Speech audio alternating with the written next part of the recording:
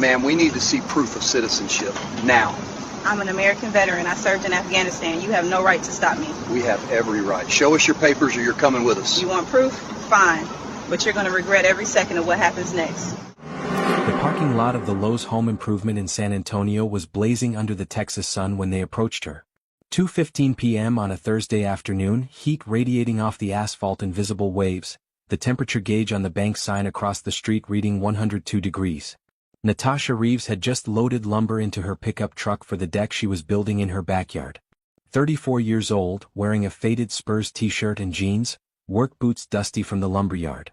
Nothing about her appearance screamed veteran except maybe the way she carried herself, that particular awareness that comes from spending years watching for threats. She was reaching for her driver's door when she heard boots on pavement behind her, moving with purpose. 3 federal agents in tactical vests, ice badges gleaming in the sunlight. They were part of a joint task force with San Antonio Police Department, working off an intelligence bulletin about suspected document fraud networks allegedly operating in the area. According to their operational briefing, they'd been directed to conduct targeted inquiries at commercial locations where fraudulent employment documents had reportedly been used. Whether that intelligence was solid or simply provided cover for broad enforcement sweeps would later become a central question in litigation. The parking lot security camera, mounted on a light pole near the garden center entrance, captured everything with perfect clarity. The afternoon sun was so bright that shadows were sharp and short, visibility flawless. The timestamp read 14 hours 15 minutes and 37 seconds. The lead agent was Hayes, broad-shouldered and moving like he'd never been told no. Flanked by agents Morton and Lynn, all 3 wearing body cameras that were already recording, all 3 assuming this would be routine. Stop, demand papers, process done. They had no idea they were approaching a former Army intelligence officer with 2 tours in Afghanistan, a Bronze Star for valor, and training in documentation, interrogation and strategic thinking. They had no idea she'd spent her military career in situations where one wrong move meant death, and she'd learned to stay 3 steps ahead of everyone in the room. Or in this case the parking lot. Before we continue, where are you watching from? If this is your first time here, please hit that subscribe button. Stories like these need to be shared, and your support helps us bring more truth to light. Ma'am, Immigration and Customs Enforcement, Hayes called out, his hand resting on his belt near his weapon. The security camera captured his approach, his posture aggressive, already treating her like a suspect. We need to see your identification and proof of citizenship. Natasha turned slowly, deliberately, her hands visible at her sides, her posture relaxed but balanced. The camera captured her face, calm, assessing, no fear visible. On what grounds? Her voice was steady, almost conversational. What probable cause do you have to stop me? Hayes stepped closer into the frame with her now, both clearly visible. Morton moved to flank her right side. Lynn took the left. Classic containment formation. They were boxing her in and the camera was recording every step. We're conducting a targeted inquiry as part of a joint task force operation. There's been reports of document fraud in this commercial area. We need to verify your status. Document fraud, Natasha repeated, her eyes moving between all 3 agents. What specific information connects me to document fraud? What description were you given? Because if you're stopping me based solely on my appearance in this parking lot, that's not a targeted inquiry. That's racial profiling. You saw a black woman loading lumber into her truck and decided to demand papers. Am I wrong? Lynn shifted uncomfortably. Hayes pressed forward anyway, stepping even closer, invading her space. The camera captured the distance shrinking, captured Natasha holding her ground without backing up or advancing. Ma'am, if you're here legally, this will take 5 minutes. Just show us your documentation. I don't have to show you anything without probable cause, Natasha replied, her voice carrying clearly across the parking lot, picked up not just by the agent's body cameras but by the security camera's audio sensors. Fourth Amendment protects me from unreasonable seizures. You stopping me without articulable suspicion? That's unreasonable. That's unconstitutional. And I'm not giving you what you want just because you have badges. Hayes's jaw tightened, the camera capturing his face reddening in the harsh sunlight. Ma'am, refusing to cooperate makes this suspicious. I'm going to need to see ID right now, or you're coming with us. Here's where Natasha's intelligence training kicked in. Not the combat training, though years of staying alive in hostile territory hummed underneath every move she made. The strategic thinking. The understanding that in any conflict, whoever controls the information controls the outcome. She pulled her phone from her pocket slowly, deliberately, making sure the movement was captured. No sudden movements, nothing that could be claimed as threatening. "I'm recording this interaction," she announced clearly, her voice projecting. A woman walking toward the store entrance stopped, turned to watch. A man loading bags in his car paused, his attention drawn. The camera captured them all, witnesses materializing. "I'm invoking my Fourth Amendment right against unreasonable seizure. I'm also informing you that I'm a United States Army veteran, honorably discharged. I served 2 tours in Afghanistan. My truck has veteran plates which you can clearly see behind me. You have no probable cause to stop me, and I'm not consenting to any search or seizure." Then she did something the agents didn't expect. She hit a program number on her phone, and suddenly her attorney was on speaker. She'd had this number set up since the day she'd watched IC agents harass her neighbor, a sweet abuela who'd been a citizen for 30 years but looked vulnerable enough to target. Natasha had learned in the military, hope for the best, prepare for the worst. The dial tone was brief, then a woman's voice, professional and sharp. "This is Attorney Diana Velasquez with the Texas Civil Rights Project. Who am I speaking with?" The security camera captured Hayes's expression, the look of a man who'd just realized this wasn't going to be the easy stop he'd anticipated. Morton glanced at Lynn, both agents clearly thrown. The camera recorded their body language, the shifting weight, the exchanged looks. "Ma'am, you can't," Hayes started. "I absolutely can," Natasha interrupted, her voice calm but firm. "I'm being detained without probable cause by federal agents who've refused to articulate any specific suspicion of criminal activity. Attorney Velasquez, I've invoked my Fourth Amendment rights. They're continuing to detain me in this parking lot without justification. Officers, this is Diana Velasquez and I'm recording this call." The lawyer's voice came through the phone speaker, clear enough for the security camera to pick up. "What is your probable cause for this stop? Be specific. What crime are you investigating?" Silence. The camera captured all 4 figures standing in the blazing sun, Natasha with her phone held out, the 3 agents in a semicircle around her. The seconds ticked by on the camera's timestamp. 14 hours 18 minutes and 45 seconds. 14 hours 18 minutes and 46 seconds. 14 hours 18 minutes and 47 seconds. Hayes finally responded, his voice tight. "We're conducting a targeted inquiry as part of a joint task force operation regarding document fraud in this area. What specific articulable facts connect my client to document fraud?" Velasquez pressed, her voice cutting through the afternoon heat. "What description were you given? What evidence do you have that she's involved in any criminal activity? What makes this stop targeted rather than a random demand for papers based on appearance?" More silence. The security camera captured the parking lot continuing to function around this frozen confrontation. Cars pulling in and out, shoppers walking past with carts, some stopping to watch now, more phones coming out. A woman in a Lowe's vest stood at the entrance, watching with her hand over her mouth. A man in a truck slowed down, his window down, recording on his phone. Natasha stood perfectly still, phone held out, her other hand visible at her side. She wasn't resisting, wasn't fleeing, wasn't giving them anything they could use. Just standing there in the middle of a public parking lot, forcing them to either articulate probable cause or admit they had none. The camera captured her stance, the relaxed but ready posture of someone who'd been trained to wait, to assess, to act only when necessary. "We have discretion to verify immigration status as part of our operational directive," Hayes said finally, taking a step closer, his hand moving toward Natasha's arm. "Should federal agents be required to have probable cause before demanding citizenship papers?" Comment below. This wasn't about border security. This was about whether the Constitution protects veterans the same way it protects everyone else, or whether serving your country means nothing when your skin is black. "Discretion isn't a blank check," Velasquez's voice came through the phone. "You need reasonable suspicion. Do you have it? Can you articulate it?" "Ma'am, we're going to need you to come with us for processing," Hayes said, ignoring the lawyer's question. He reached for Natasha's arm. She took one calculated step back, not aggressive, not fleeing, just maintaining distance. The movement was controlled, deliberate, clearly defensive rather than evasive. "Don't touch me," she said, her voice carrying authority that came from years of giving orders in combat zones. "I'm not resisting, I'm not fleeing, I'm standing in a public parking lot where I have every right to be. You're attempting to seize me without probable cause. Attorney Velasquez, are you recording this?" "Every word," Velasquez confirmed. "Officers, if you detain my client without probable cause, you're violating her constitutional rights. She's invoked those rights clearly. She's offered you no reasonable suspicion of criminal activity. Any detention at this point is unlawful. Hayes grabbed her arm anyway. The security camera captured his hand closing around her bicep, captured Natasha's body tensing but not pulling away. I am not resisting, she said loudly, projecting her voice toward the growing crowd of observers. I am being seized against my will without probable cause. I am a U.S. citizen. I am a combat veteran. I served this country in Afghanistan. And I am documenting this constitutional violation.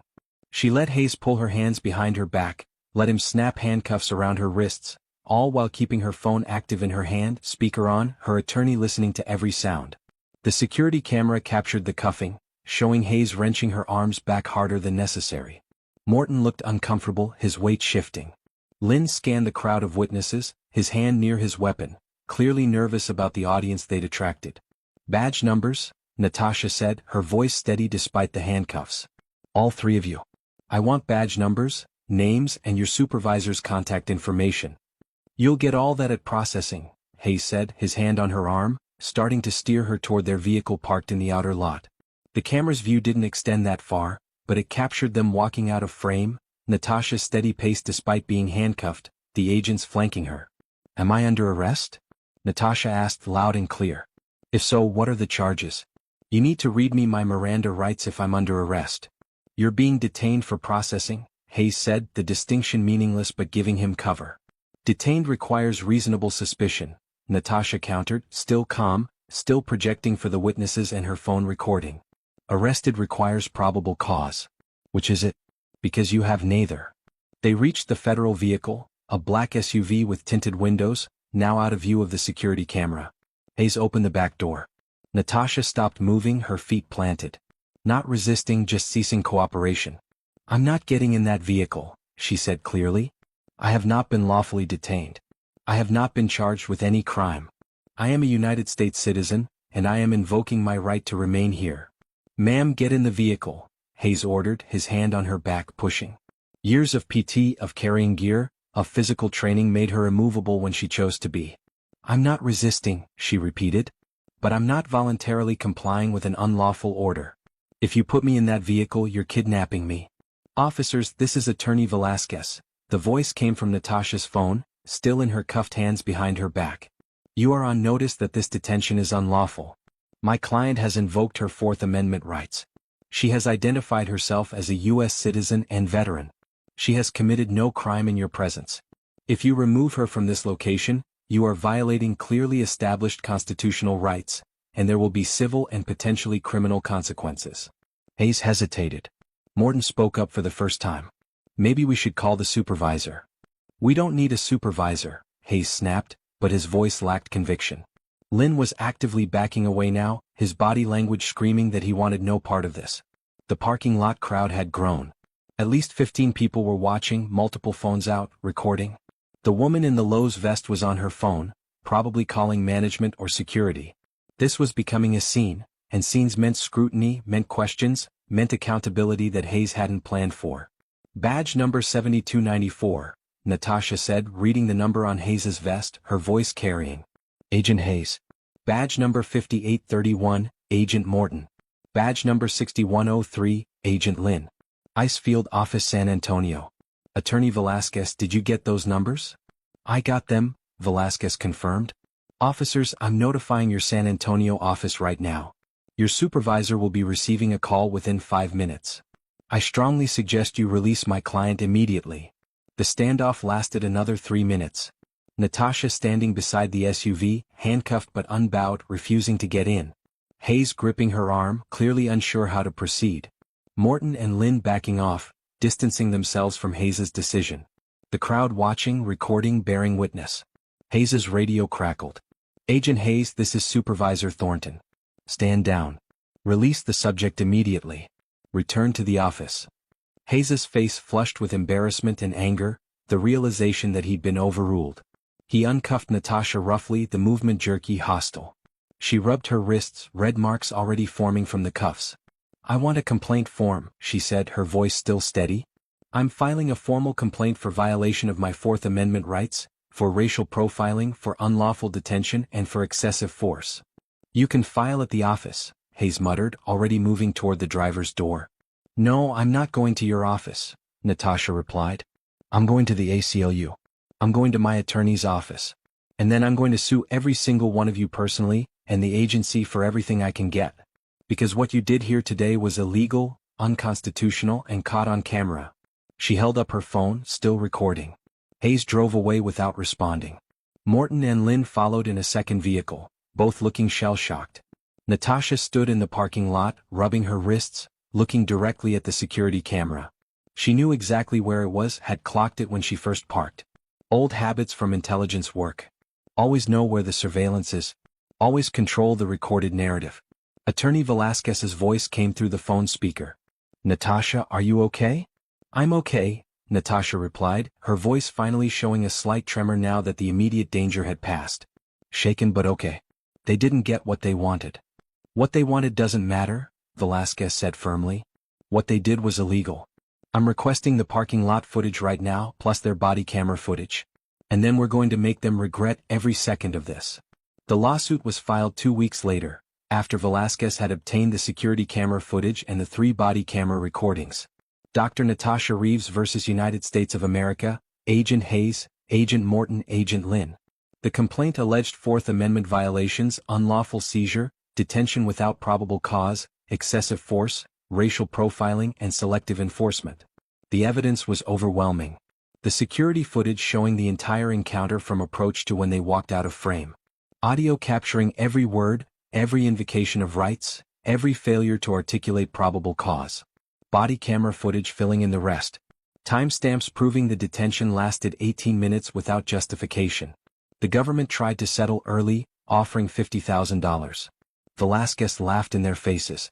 Your agents handcuffed a combat veteran in a parking lot for the crime of being black while buying lumber. Try again. They came back with $200,000. Still insulting. The case went to trial 15 months after the parking lot confrontation. The courtroom in San Antonio was packed every single day. Veterans groups filled the gallery, wearing their uniforms and pins. Civil rights organizations sent representatives. Local media covered it like the Super Bowl. And the jury, 12 Texans of varied backgrounds, watched the footage with expressions that shifted from confusion to shock to outright anger. The security camera's crystal-clear view of Hayes approaching without cause, demanding papers without justification. The containment formation, 3 agents boxing her in. Lynn's discomfort, his body language showing he knew this was wrong. The body camera footage of Natasha's refusal to get in the vehicle, her planted stance, her assertion of rights even in handcuffs. The footage played for 40 minutes, every angle, every moment, the afternoon sunlight making everything visible, undeniable, irrefutable. Natasha testified for 7 hours across 3 days. She walked the jury through her service record, 2 tours in Afghanistan, Bronze Star for Valor awarded after she'd saved 3 soldiers during an ambush by calling in air support while under direct fire. She described the irony of serving her country in combat zones only to be treated like a criminal in a parking lot for buying lumber. She explained her intelligence training, how she'd been taught to document everything, to control information, to stay 3 steps ahead. I knew the parking lot had a security camera, she told the jury. I positioned myself in view of it. I kept my hands visible. I announced everything I was doing. I invoked my rights clearly and repeatedly. I did everything right and they violated my constitutional rights anyway. Velasquez called Supervisor Thornton, the man whose radio call had ended the parking lot standoff, as a hostile witness. Under oath, he admitted the agents had no probable cause, no reasonable suspicion, no justification for the stop. Based on the footage and the reports, this stop should never have happened, he testified, and the courtroom erupted. The defense tried to argue qualified immunity, tried to claim the agents had acted in good faith based on their training. Velasquez destroyed that argument by putting ICE's own training materials into evidence, showing that agents were explicitly taught they needed reasonable suspicion for stops, that anonymous tips without corroboration weren't sufficient, that racial profiling was prohibited. They knew the rules, she told the jury in closing arguments. They just didn't think the rules applied when the target was a black woman in a parking lot. The jury deliberated for 6 days. Natasha spent them at home, working on her deck, trying to pretend her future wasn't hanging on 12 strangers' decision. When the call came, she was in her truck, hands shaking as she answered. Verdict's in. Get to the courthouse. The courtroom was standing room only. The jury filed in and the foreman, a retired teacher named Patricia Gonzalez, stood with a piece of paper that would change Natasha's life. We find in favor of the plaintiff on all counts. The room exploded with cheers and tears. The damages phase took another week. The jury heard about Natasha's PTSD, not from combat but from being handcuffed and detained in her own hometown. They heard from other veterans about the betrayal of serving your country only to have federal agents treat you like an enemy.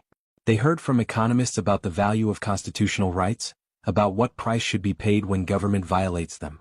When the jury announced the damages, even Velasquez looked stunned. $4.3 million in compensatory damages. $3.3 million in punitive damages. Total, $7.6 million. Hayes was terminated. Morton resigned. Lynn transferred to a desk position far from field work. In the months following the verdict, ICE's San Antonio field office underwent an internal review of enforcement practices.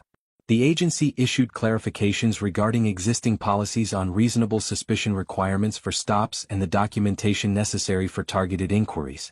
While officials maintained that proper procedures had always been in place, training materials were updated to emphasize the Fourth Amendment protections that apply regardless of immigration status, and supervisory oversight protocols were reinforced for field operations not based on active warrants. Natasha used part of her settlement to establish the Veterans' Rights Defense Fund, providing free legal services to veterans facing discrimination. She became a national speaker on civil rights and racial profiling, her parking lot stand becoming a case study in asserting rights under pressure. The camera footage became training material, not just for police and federal agents, but for civilians learning how to assert their rights. And in San Antonio, in that Lowe's parking lot where she'd been seized without cause, the security camera still records everything in high definition. Because sometimes the cameras that watch us can also protect us, when we're brave enough to stand in their view and refuse to back down. If you believe veterans deserve better, that the Fourth Amendment means something, and that standing up for your rights is the most American thing you can do, hit that subscribe and notification bell. We've got more stories coming that'll make you see your own rights differently. Because freedom isn't free, and sometimes the battles we fight at home matter just as much as the ones overseas.